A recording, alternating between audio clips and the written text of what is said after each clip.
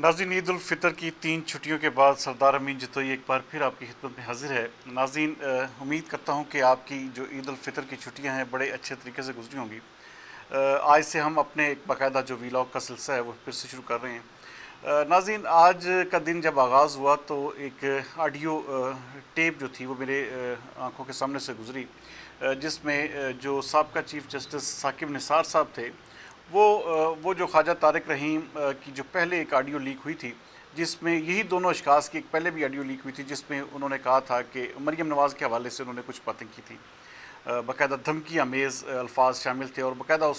उनको जो है वो जिसे पहले जैसे स्मैश करने की बातें की जाती थी, तो इस ऑडियो में वो चीज़ तो नहीं दोहराएगी, लेकिन ये ज़रूर कहा गया कि बहुत जल्द जो हुकूमती सरबराह हैं या जो कंटेम्प्ट ऑफ कोर्ट है वो 27 जो तारीख परसों है उसमें जो है उसका सिलसिला शुरू हो जाएगा और 1 घंटे के अंदर अंदर ही उनका कहना था कि ये प्रोसीडिंग जो है समेट दी जाएगी। जैसे लग ऐसे रहा है नाज़रीन कि कोई अगर शक शुबा तो हमें पहले भी नहीं था कि आला अदलिया में क्या हो रहा है। उमर अता बंदयाल साहब जिस तरह से बिल्कुल एक वन साइडेड होकर चल रहे हैं और उनका मकसद सिर्फ ये है कि किसी तरह से भी इमरान खान साहब को या PTI को जो है इलेक्शंस जो हैं वो दिए जाएं।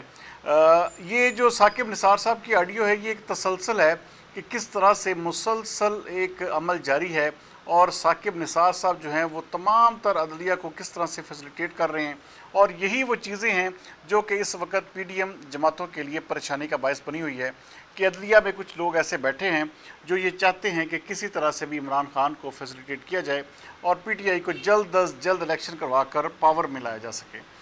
नाज़रीन, इलेक्शन तो किसी सूरत में भी 14 क्योंकि जो मई है वो तो बिल्कुल अब सर के ऊपर आ चुकी है और चाहे जाए कि तमाम का तमाम अमल जो है वो इलेक्शन कमीशन ऑफ पाकिस्तान में भी जारी है, लेकिन इलेक्शन किसी सूरत भी होते इसलिए नज़र नहीं आ रहे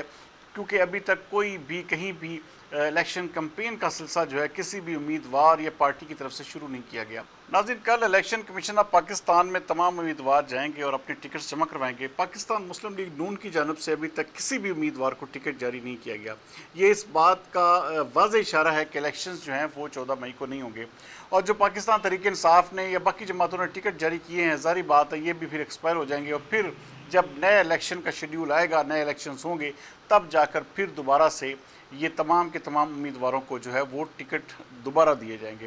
नाज़रीन, ऐसा मुमकिन ही नहीं है कि आप 10-12 दिन 14 दिन की कैंपेन करें उसके बाद इलेक्शंस हों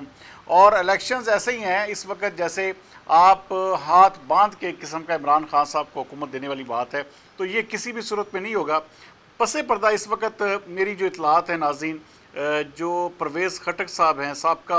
KPK के मिनिस्टर वज़ीर आला भी रहे और वज़ीर दिफा भी रहे हैं, उनके घर में इस वक्त ख्वाजा साद रफ़ीक और जो एक मुस्लिम लीग नून के अय्याज सादिक साहब हैं इस वक्त मुलाकात कर रहे हैं और वहाँ पर असद कैसर भी मौजूद हैं और पाकिस्तान तहरीक इंसाफ और मुस्लिम लीग नून जो है इस वक्त आपस में बराह रास्त बातचीत कर रही हैं इलेक्शंस के हवाले से। और मेरा जो मुझे एक गालिब इम्कान है वो यही है कि अक्टूबर की डेट के ऊपर जो है तमाम जमातों का कंसेंसस होने जा रहा है। चाहे जाए कि इसको रोका भी जाएगा और कोशिश यही की जाएगी कि तमाम पार्टियों की तरफ से, ख़ास तौर पर PTI की जानब से, कि किसी तरह से भी इस बात के ऊपर ना आया जाए जब तक वो अपना बहुत सारा कुछ मनवा ना लें। हाँ, ये भी हो सकता है कि पंजाब में और KPK में इन हुकूमतों को, साबका हुकूमतों को बहाल कर दिया जाए और उसके बाद अक्टूबर की डेट दीजिए, लेकिन नाज़रीन इलेक्शन किसी भी सूरत में 14 मई को नहीं होंगे। इस वक्त सबसे ज़्यादा ज़रूरी अमर ये है नाज़रीन कि ये जो साकिब निसार जैसे किरदार हैं इनका कला कमा हर सूरत में होना चाहिए। आप ये देखें कि फैज़ अमीर साहब जब फ़ौज से रिटायर हुए तो वो उस वक्त से लेकर अब तक वो पाकिस्तान तहरीक इंसाफ को फैसिलिटेट कर रहे हैं। आज DGISPR की प्रेस ब्रीफिंग में भी किसी तरह से भी हमें कोई इशारा नहीं मिला कि उनके ख़िलाफ़ या जनरल बाजवा के ख़िलाफ़ किसी तरह की कार्रवाई होने जा रही है। इस वक्त पूरी कौम जो है वो चाहती है कि उन लोगों के ख़िलाफ़ कार्रवाई ज़रूर हो जिन्होंने 2017 में एक चलता हुआ पाकिस्तान एक बेहतरीन हालत में, जिसके माशी इशारिये, जिसकी इस तमाम तर उसकी जो सियासी माशी सूरत हाल थी इंतहाई ज़बरदस्त थी, उसको रोक कर जानबूझ कर एक इंतहाई पस्ती का सफ़र शुरू किया गया और उसके बाद जो है ये बात सभी मानते हैं कि इमरान खान को इक़्तिदार में लाने में जनरल बाजवा, जनरल फैज़ हमीद और साकिब निसार का मुकम्मल तौर पर हाथ था। तो ये वो लोग थे जिन्होंने PTI को सपोर्ट किया और इक़्तिदार में लाने का बायस बने और फिर 3.5 साल बाद یہ تمام کے تمام کردار حالانکہ تھک چکے تھے، لیکن اس کے باوجود یہ اپنی سیٹوں سے ہٹنے کے باوجود آج بھی پاکستان تحریک انصاف کے بیانیے کو، ان کی باتوں کو آگے پروان چڑھانے میں لگے ہوئے ہیں۔ اور یہ جو جتنی بھی پروسیڈنگ اس وقت آپ دیکھ رہے ہیں عدلیہ میں جاری ہے،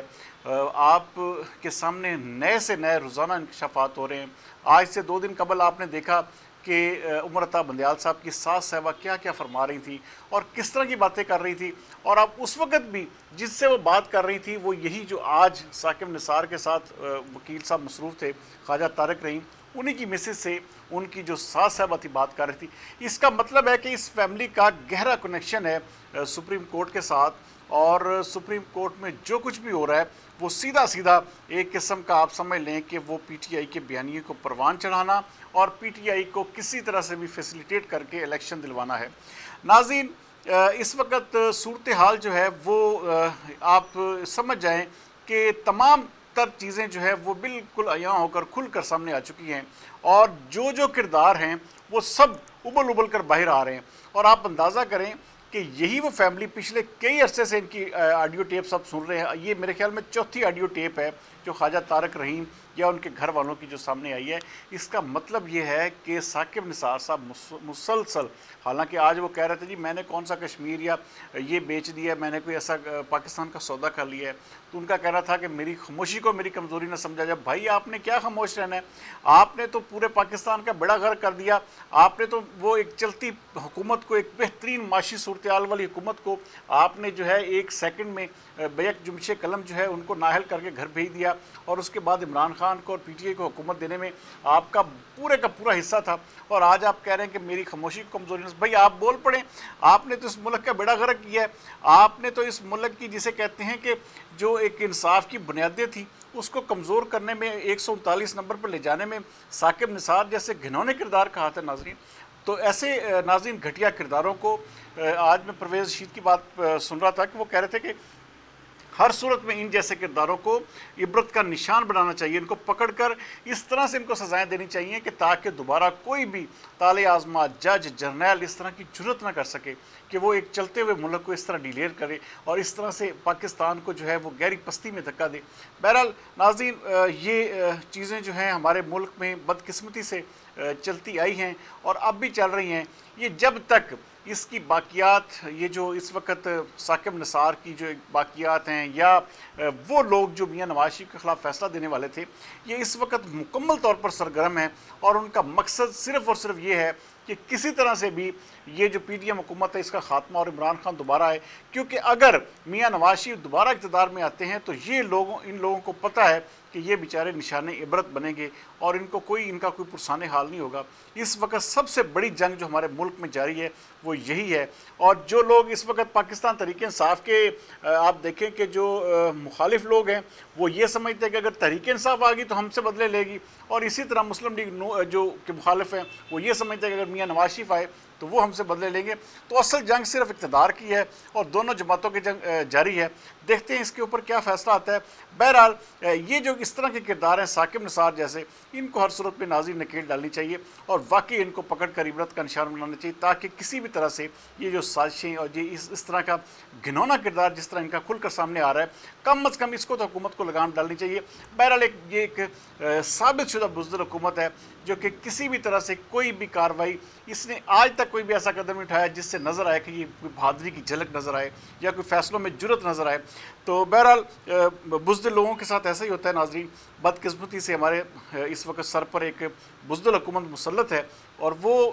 ظاہری بات ہے کہ جب تک وہ اس کا خمیازہ بھگتے گی نہیں تو یہ اس کو بھی چین نہیں آئے گا۔ بہرحال جی، کل تک کے لیے سردار امین جتوئی کو دیجیے اجازت۔ پاکستان زندہ باد۔